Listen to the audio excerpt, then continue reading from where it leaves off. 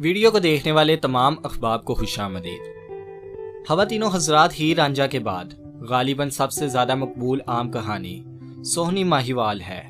اکثر دیکھنے میں آیا ہے کہ جہاں شاعر اپنے شعر سے داستانوں کو چمکاتا ہے، وہاں کبھی کبھی داستان بھی شاعر کے نام کو چمکاتی ہے۔ ہیر رانجھا، سسی پنو، سوہنی ماہیوال، یہ سب عشق و محبت کے افسانے ہیں۔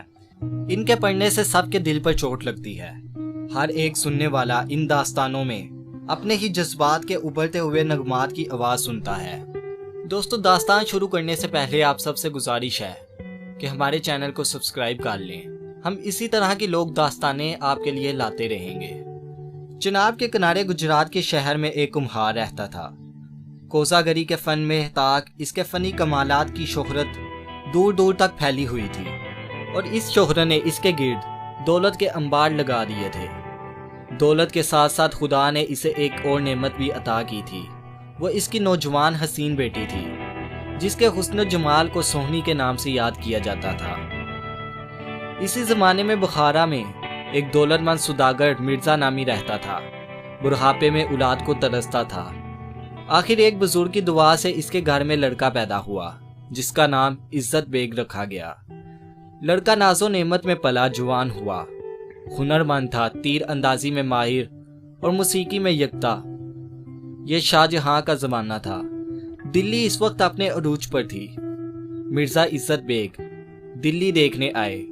واپسی پر ہر بڑے شہر کی سیر کرتے ہوئے گجرات پہنچے اور یہاں پر کمہار کے کام کا خوب چرچا سنا۔ کمہار کی دکان پر گئے، اس کی دستکاری کے نمونے میں قدرت کا شہکار بھی دیکھا، اور اسی دوران سوہنی پر نظر پڑی اور دیکھتے ہی دیکھتے اس پر دل ہار بیٹھے۔ بس پھر دریائے چناب کے کنارے بسیرا کر لیا۔ روز سوہنی کو دیکھنے کے بہانے چاہتے، ہر روز کمہار کی دکان پر جاتے اور خرید و فروخت کرتے۔ گجرات ہی میں برتنوں کی ایک الگ دکان کھول لی۔ مہنگے برتن خرید کر سستے داموں بیچنا شروع کر دیے۔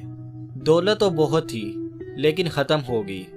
وفادار دوست، نوکر چاکر ساتھ تھے، لیکن کب تک ساتھ دیتے؟ انہوں نے بہت سمجھایا، لاکھ تدبیریں کی، لیکن ان پر کوئی اثر نہ ہوا۔ عزت بیگ کو اس سودے نے بہت غریب کر دیا، اور اس کے سوا کوئی چارہ نہ رہا کہ کمہار کے گھر میں نوکری کرے اور قرض ادا کرے۔ پہلے گھر کی صفائی اور پھر بھینسوں کی چروائی سپرد ہوئی، اور اسی طرح عزت بیگ سے ماہیوال نام پڑا۔ سوہنی اب تک ماہیوال کے دل سے بے خبر تھی۔ جب اسے پتا چلا، اس کی تباہ خالی اور خستگی کو دیکھ کر تڑپ گئی۔ اب دونوں بےتاب رہنے لگے، لیکن محبت نے ابھی وحشت کا رنگ نہ پکڑا تھا کہ سوہنی کے مائی باپ کو راز معلوم ہو گیا۔ ماہیوال کو نوکری سے نکال دیا گیا، اور وہ چناب کے دوسرے کنارے فقیر بن کے بیٹھ گیا۔ سوہنی کی شادی فلفور برادری کے ایک نوجوان سے کر دی گئی۔ ماہیوال شادی کا خبر سن کر بہت مایوس ہوا، لیکن سوہنی نے ایک سہیلی کے ذریعے پیغام بھیجا اور اپنی محبت اور وفاداری کا یقین دلایا۔ ماہیوال کے دل میں عشق کی چنگاری پھر بھڑک اٹھی۔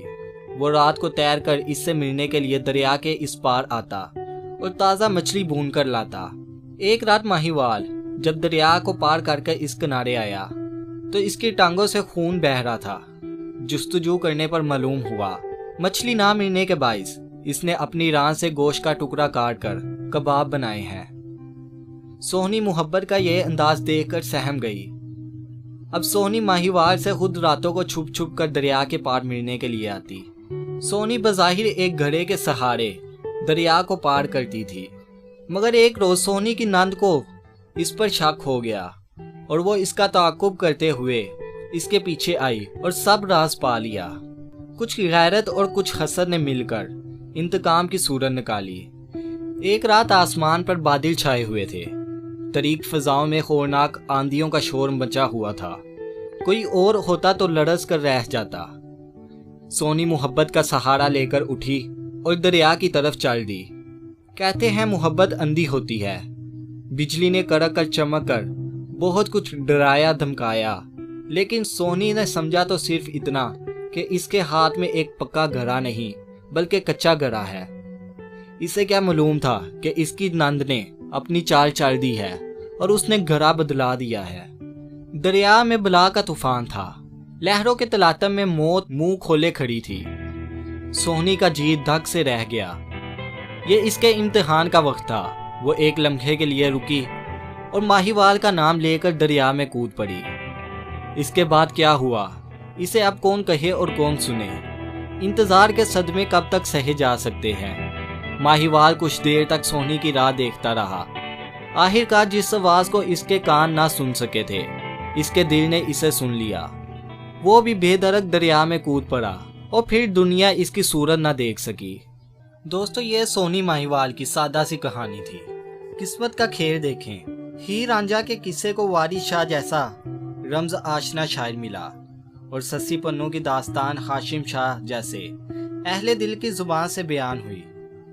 سونی ماہیوال کی کہانی فضل شاہ کے حصے میں آئی اور فضل شاہ نے اسے ایسے قادر الکلام میں بدلا کہ سننے والا اش اش کر اٹھتا ہے۔